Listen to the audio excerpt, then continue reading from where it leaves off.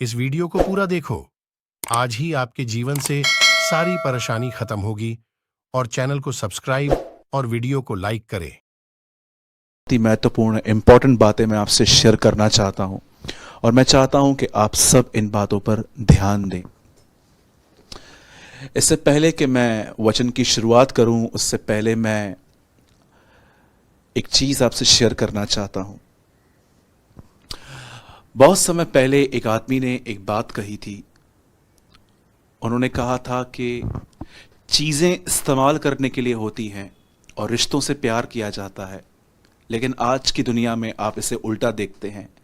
आज लोग लोगों का इस्तेमाल कर रहे हैं पर चीज़ों को वो प्यार कर रहे हैं। हो सकता है कि आप भी अपने जीवन में एक ऐसे व्यक्ति हैं जो रिश्तों को, संबंधों को इतना महत्व न देते हों। आज से बहुत साल पहले बाइबल ऐसा बताती है कि एक व्यक्ति था, उसका नाम इब्राहिम था और आप सब इस आदमी को जानते हैं। इब्राहिम से एक बेटा उत्पन्न हुआ जिसका नाम था इसहाक। और वचन कहता है जब इसहाक की शादी करने का, जब उसका विवाह करने का जब समय आया, तो कहाँ न कहाँ इब्राहिम अपने आसपास की वुमेन्स को जानता था कि वो इसहाक को शायद गलत मार्गों पे ले जा सकती हैं। इसीलिए उसने अपने दास से, एलियाजर से कहा कि तू एक जगह पे जा और वहाँ से मेरे बेटे के लिए एक लड़की ले आ।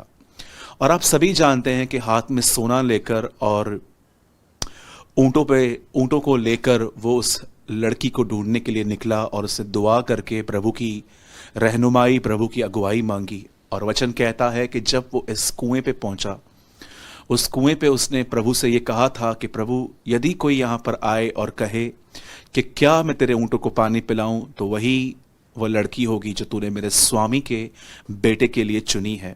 और आप सभी जानते हैं बड़े ही अद्भुत तरीके से बहुत सारी लड़कियां वहां पर आई, लेकिन कुएं तक रिबेका पहुंची। और जैसे रिबेका वहां पहुंची, उसने ये सेम बात कही और एलियाजर को एक कंफर्मेशन मिली कि यही वो लड़की है।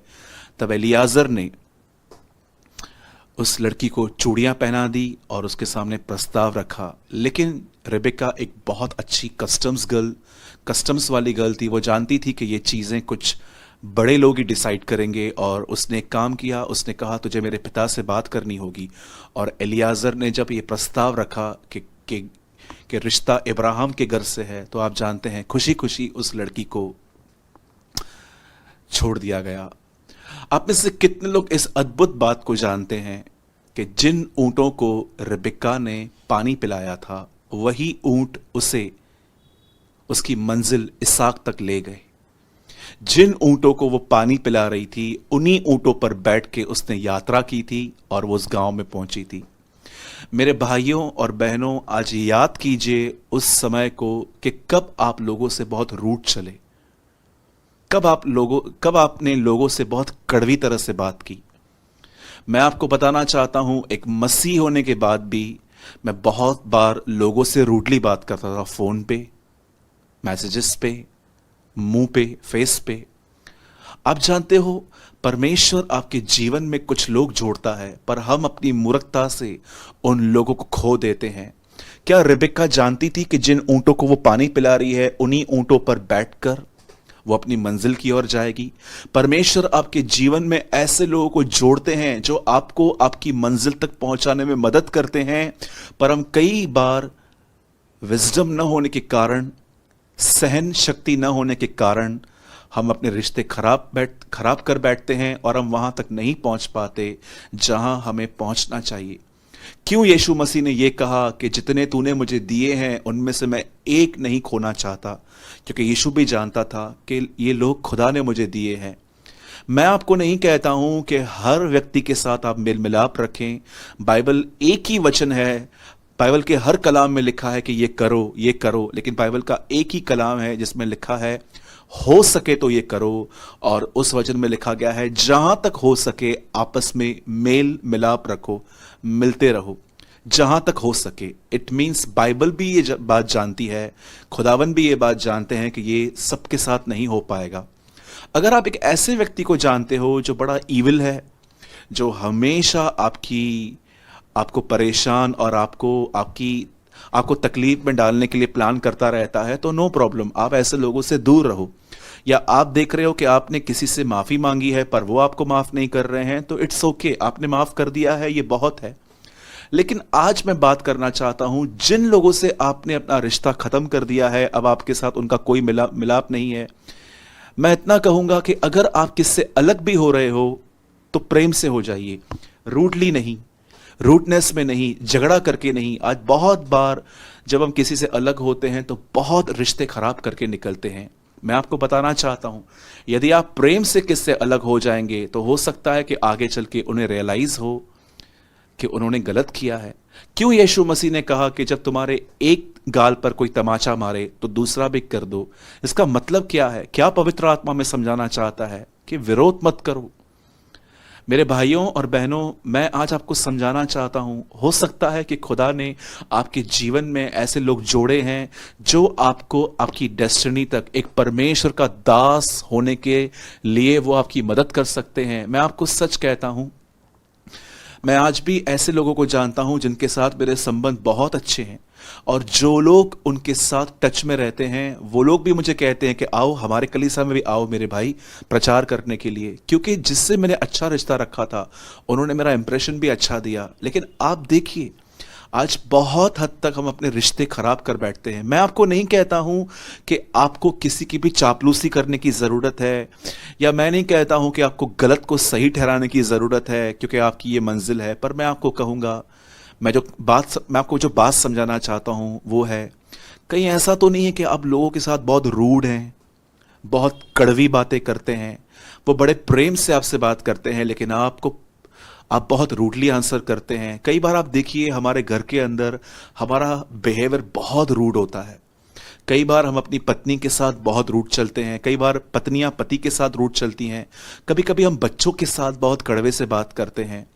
मैं आपको आज ये बात कहना चाहता हूं, रिबेका नहीं जानती थी कि जिन ऊंटों को वो पानी पिला रही थी, क्या आप समझ सकते हैं जब वो कुएं में से पानी निकालती होगी और एक एक ऊंट बहुत पानी पीता है?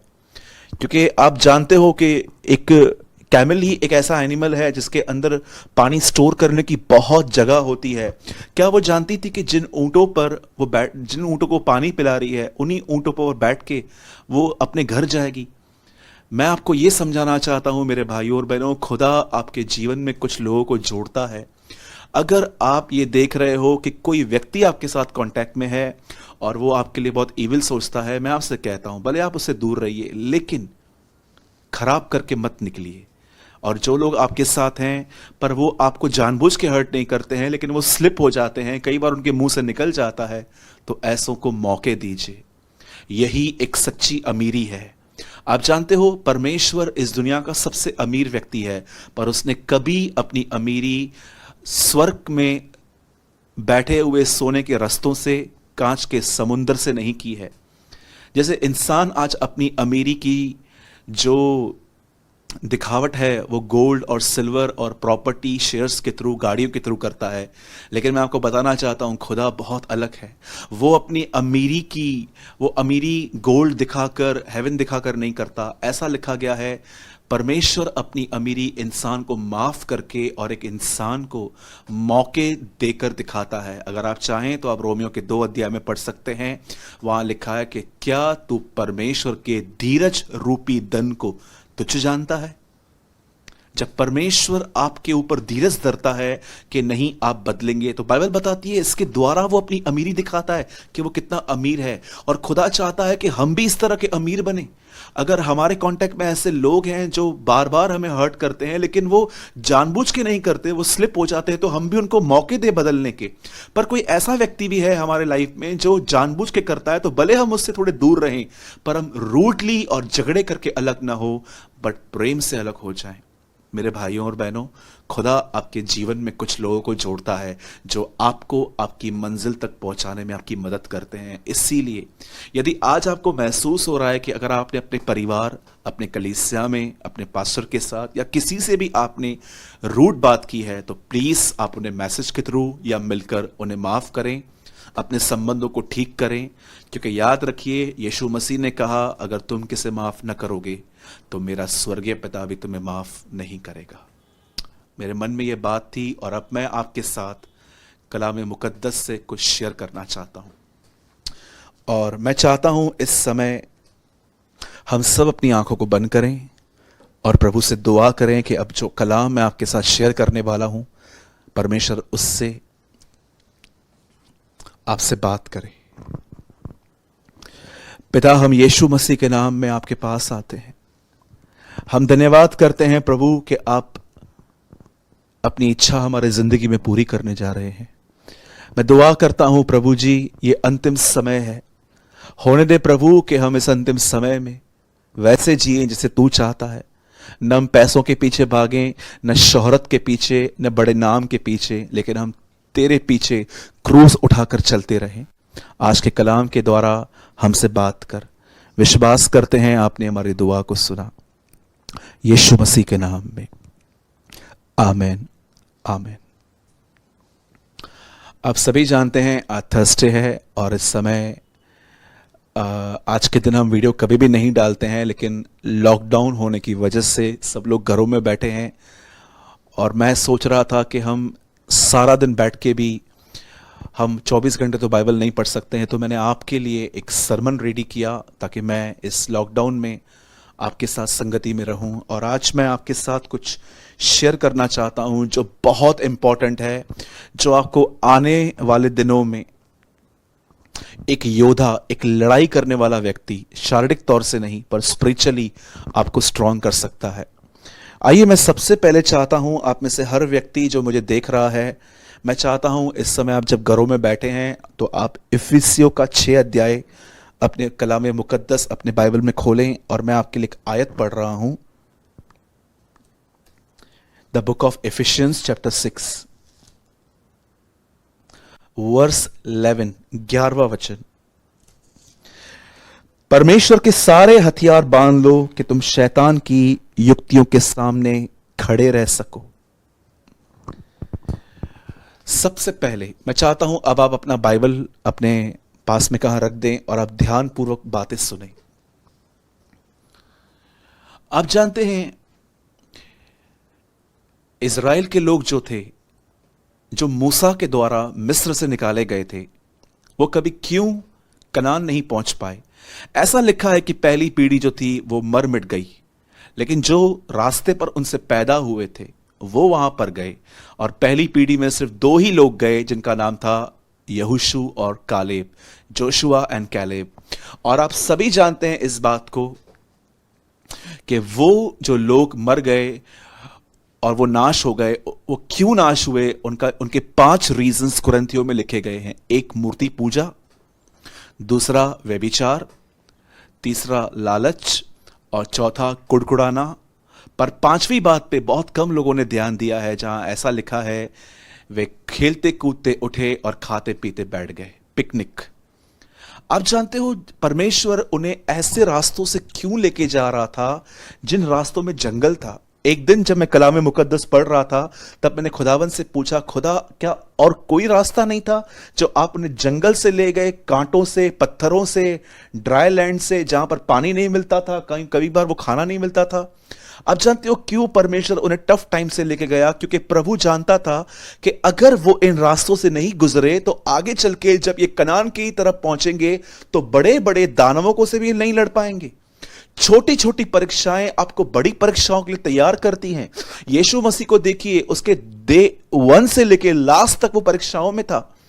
आप में से किसी का भी मेरे ख्याल से जन्म किसी ऐसी जगह पे नहीं हुआ होगा जहां पर गोबर, जहां पर टॉयलेट पड़ा हो। यीशु का जन्म एक ऐसी जगह पे हुआ जहां पर एक गौशाला थी, एक ऐसा घर था जहां पर काउस थी।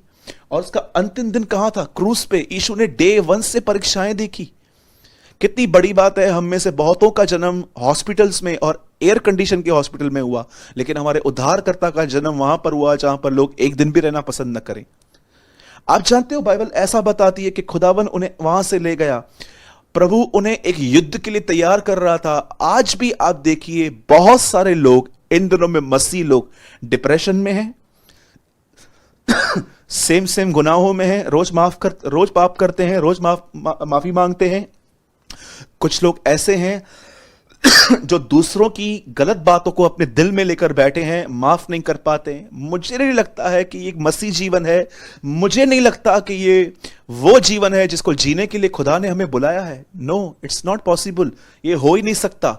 परमेश्वर चाहता है कि हम विजयी जीवन जिए, एक विक्टोरियस लाइफ जिए, और उसके कारण परमेश्वर हमें कहता है कि हथियारों को बांधो। आप जानते हो, पौलुस जिस जेल में था वहां पर एक सिपाही खड़ा रहता था, उसके पास ये सारी चीजें होती थी। पवित्र आत्मा ने कहां ना कहां उस सिपाही की तरफ उसे दिखाकर उसे एक शिक्षा दी, और उसने वहां पर ये सब बातें लिखी।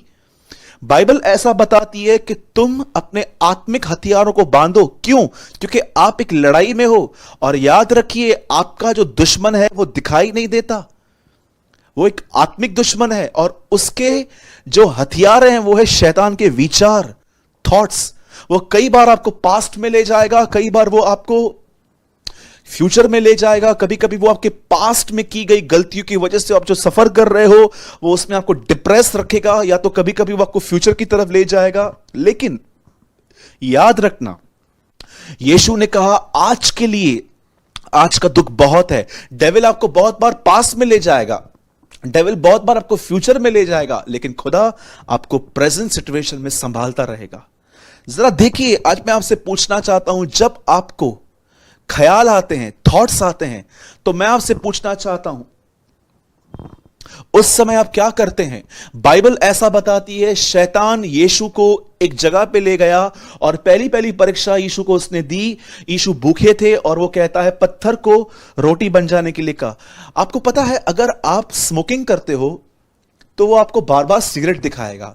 अगर आप एक ऐसे व्यक्ति हो जो चोरियां करने की आदत है, कि अगर कोई यहां वहां होता है तो आप वो पैसे ले लेते हैं, तो वो जानता है कि आपके अंदर एक चोरी की आत्मा है, आप ये काम करते हैं, तो आपको उन्हीं बातों में परखेगा। लेकिन यीशु के अंदर कोई गंदगी, कोई बुराई नहीं थी, तो उसने जानते क्या देखा?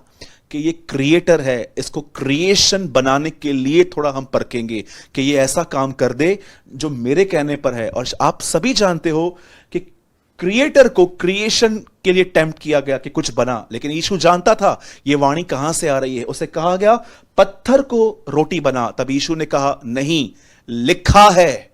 उसके बाद जब शैतान ने देखा कि ये बिब्लिकल लैंग्वेज यूज कर रहा है, बाइबल के लिए बोल रहा है, तब शैतान उसको ऊपर ले गया और उसको सुसाइड के थॉट्स देने लग गया कि अपने आप को ऊपर से नीचे गिरा, और लिखा है तेरे स्वर्गदूत तुझे उठा लेंगे। तब यीशु ने कहा यह भी लिखा है कि तू अपने प्रभु, अपने परमेश्वर की परीक्षा न कर। उसके बाद ऐसा लिखा गया है कि उसने सब कुछ दिखाया और कहा कि मेरे सामने झुक, मैं तुझे दे दूंगा। तब यीशु कहता है दूर हट जा, क्योंकि लिखा है हम केवल अपने परमेश्वर की उपासना करेंगे। आप जानते हो, हवा ने डिस्कशन की थी, नहीं मैं ऐसा नहीं करूंगी वगैरह वगैरह, लेकिन यीशु बुद्धिमान थे, यीशु परमेश्वर था, वो जानता था कि शैतान के सामने वचन कहना है। आज बहुत लोग जिनको थॉट्स आते हैं, मैं आपको सच कहता हूं, वो चुपचाप बैठे रहते हैं, उनके मुंह से वचन नहीं निकलता। मैंने ऐसे बहुत सारे लोगों को देखा है, जब भी मैं उनसे मिलता हूं ना, वे सिर्फ अपने दुखों के विषय में बात करते हैं, मेरे साथ ऐसा हुआ है, मेरे साथ ऐसा हुआ है, मेरे साथ ऐसा हुआ है। तो मेरा एक सवाल है, क्या आप लड़ना नहीं जानते? आप इस हारे हुए जीवन से थक नहीं गए हैं? क्या आपको नहीं लगता कि जो आप कलीसिया में और परमेश्वर के प्रेरितों के द्वारा सीख रहे हो, आप उसे हवा में उड़ा देते हो? मेरे भाइयों और बहनों, मैं आपको सच कहता हूं, मैंने लड़ना सीखा है इन दिनों में। How to fight. क्या आप जानते हो बाइबल क्या बताती है? परमेश्वर के आत्मिक हथियार बांध लो कि तुम शैतान की युक्तियों के सामने खड़े रह सको। वो बहुत सारी युक्तियां बनाएगा। मैं आपसे पूछना चाहता हूं, अगर आप एक जवान हैं और वो कंटिन्यू डेविल आपको व्यभिचार करने के, या तो पास्ट में किए गए पाप, कुछ भी आपने गलत जगहों पे जाके जो गुनाह किए थे, अगर डेविल वो आपको दिखाता है, तो क्या आप क्या करते हैं? आप डिप्रेस हो जाते हैं, पाप करके आते हैं। मैं आपको सच कहता हूं, आज भी बहुत सारे जवान मैस्ट्रिब्यूशन के सिन में हैं, वे हस्तमैथुन के पापों में फंसे हुए हैं। जानते हो क्यों? क्योंकि वो लड़ना नहीं जानते। मेरे भाइयों, मेरी बहनों, यदि आपको एडल्ट्री के थॉट्स आते हैं तो आपको अपने आप को हैरस फील नहीं करना है, आपको खड़े रहना है और डेविल को कहना है शैतान, गलातियों 2:20 में लिखा गया है, मैं मसीह के साथ क्रूज पे चढ़ गया हूं, अब मैं नहीं परंतु मसीह मुझ में जीवित है, मुझसे दूर हो जा। और याद रखिए, जब आप वचन कहोगे तो उससे यह बात सुननी पड़ेगी। आप देख रहे हो कि आपके घर के अंदर बच्चों की शादी नहीं हुई है, आपके घर में फाइनेंशियल प्रॉब्लम्स हैं, आपके घर में और प्रॉब्लम्स हैं, और आप कंटिन्यू इस बारे में सोचते रहते हो, तो खड़े हो जाओ और उस समय कहो, प्रभु आपने कहा है अपनी सारी चिंताएं मुझे दे दो क्योंकि मुझे तुम्हारा ध्यान है। शैतान मुझसे दूर हो जा, तू मुझे परेशान नहीं कर सकता क्योंकि परमेश्वर को मेरा ध्यान है। हर वचन के बोलकर अंत में यह कहिए, शैतान मुझसे दूर हो जा। अगर आपको व्यभिचार के ख्याल आते हैं तो आपको वचन कहना है। अगर आप देख रहे हो कि आपको चिंता हो रही है तब आपको यह वचन कहना है। यदि आप ये देख रहे हो कि आपको महसूस हो रहा है कि आपके घर के अंदर कोई दुष्ट आत्मा है जो आपको गंदे गंदे ड्रीम्स दे रही हैं और आपको तंग कर रही है, तो आपको खड़े रह के कहना है, शैतान मुझे तुम पर अधिकार प्राप्त है। प्रभु ने कहा मैंने तुम्हें सांपों और बिच्छुओं को रोकने का अधिकार दिया है, किसी चीज से मुझे हानि न होगी, मेरे यहां से निकल जा। और उससे आपकी बात माननी पड़ेगी। मेरे भाइयों और बहनों, जरा सोचिए, आप बर्दाश्त कर रहे हो कि लड़ रहे हो? यदि आप देख रहे हो कि डेविल, आप जब पाप में गिर जाते हो और आपको कंडेम करता है कि देख तूने फिर से गुनाह किया, बपतिस्मा लेने के बाद भी गुनाह किया, सबसे पहले खुदा के सामने अपने पाप मान लो और उसके बाद कहो उससे। 1 यूहन्ना में लिखा गया है, यदि मैं अपने गुनाहों को मान लूं तो वो मेरे सारे गुनाहों को माफ करने में मेरा विश्वास हो गया प्रभु है। दूर हो जा, लर्न टू फाइट। जब भी आप बाइबल पढ़ते हैं, पवित्र आत्मा से गाइडेंस मांगिए कि पवित्र आत्मा मुझे कोई ऐसा वचन दे मेरी सिचुएशन से जो मैं लड़ सकूं। अदरवाइज मैं आपको सच कहता हूं, आप भी उन लोगों की तरह बन जाओगे जो लड़ना नहीं जानते हैं, जो सालों से एक हारी हुई जिंदगी जी रहे हैं और उनको दूसरों को बुरा भला कहने में बड़ी बोल्डनेस है, पर वचन कहने में वो गूंगे हो जाते हैं। मैं आज आपसे पूछना चाहता हूं, इस तरह लड़ा जाता है? यहां पर लिखा गया है इफिसियों के अंदर 6 अध्याय में कि परमेश्वर के हथियारों को ले लो। आप जानते हो एक ही हथियार है, लिखा है आत्मा का, जो परमेश्वर का वचन है, आत्मा की तलवार, उसे ले लो। तलवार आपके हाथ में नहीं है, मुंह में है। प्रकाशित वाक्य में यूहन्ना कहता है, मैंने यीशु के मुंह से 2 धारी तलवार निकलती हुई देखी। रेवलेशन सिंबल्स का बुक है, जब वो कहता है उसके मुंह से तलवार निकल रही थी, इसका मतलब वचन निकल रहा था। मेरे भाइयों और बहनों, लर्न कीजिए फाइट करना, अदरवाइज मैं आपको सच कहता हूं, डेविल आपको उन मसीहों की तरह बना देगा जो उसके कंट्रोल में रहेंगे, जैसा चाहे वहां पर चलेंगे और हमेशा डिस्टर्ब और डिस्करेज होंगे। और खुदा नहीं चाहता, खुदा चाहता है कि हर आने वाले विचार को आंसर दिया जाए। Learn to fight. लॉकडाउन है, इन दिनों में ट्रेन करिए अपने आप को। आपको बहुत समय मिला है, कन्फेशन बुक्स बनाइए कि कब कौन सा वचन कहा जाता है। मेरे भाइयों और बहनों, लर्न टू फाइट। अपने मुंह से वचन कहने में बिल्कुल मत शर्माइए, वचन कहिए, तब आप जीत पाएंगे, तब आप एक फ्रेश लाइफ जी पाएंगे। आइए दुआ करें, अपनी आंखों को बंद करें। मेरे साथ आज एक भाई हैं और वो और मैं मिलके आपके लिए दुआ करेंगे। Brother please come. हमारे भाई गौरव सचदेवा हमारे बीच में हैं और आइए हम दोनों मिलकर आपके लिए दुआ करेंगे। परमेश्वर पिता, हम दुआ करते हैं यीशु के नाम से, हम दोनों भाई मिलकर। प्रभु धन्यवाद करते हैं आज के वचन के लिए जो आपने हमें दिया। प्रभु हमें लड़ना सिखा। हम मसीह जीवन को पिकनिक की तरह नहीं लेना चाहते। कहीं ऐसा ना हो खुदा कि प्रिटेंड करने के पीछे हम रह जाएं, पर हम एक योद्धा बना, हमें लड़ाई करने वाला बना शैतान से। हमें वचन दे प्रभु, ताकि हम हर वचन को कहकर उसे हरा सकें। जितने भी लोग बीमार हैं, हम दोनों भाई मिलकर दुआ करते हैं यीशु के नाम में हर बीमार चंगा हो जाए। यदि कोई ऐसा व्यक्ति हमें देख रहा है जिसके अंदर ये वायरस है और उसे पता नहीं है, तो वो वायरस यीशु के नाम में खत्म हो जाए। हर वो व्यक्ति प्रभु जी जो इस वायरस से ग्रस्त है, इटली में है, रोम में है, इजराइल में है, यूएई में है, दुबई में है, चाहे कहां पर भी दुनिया के कोने में है, यीशु के नाम में हर व्यक्ति चंगा हो जाए। हर वो बहन खुदावन जिसे बच्चा नहीं होता है, आप उसे बच्चे दीजिए। और दुआ करते हैं प्रभु, हर वो रिश्ता जो तूने जोड़ा है उसे शैतान कदापि तोड़ने न पाए। प्रभु जी bless them lord, bless them. हम इन्हें आशीषित करते हैं, आप भी इन्हें आशीष दें। हम तुझे सारी महिमा, सारा आदर देते हैं प्रभु। धन्यवाद के साथ हम दोनों भाई मिलकर इस विनती को यीशु के नाम में मांगते हैं। आप सुनिए और ग्रहण कीजिए हमारे स्वर्गीय पिता। आमीन आमीन। Thank you brother.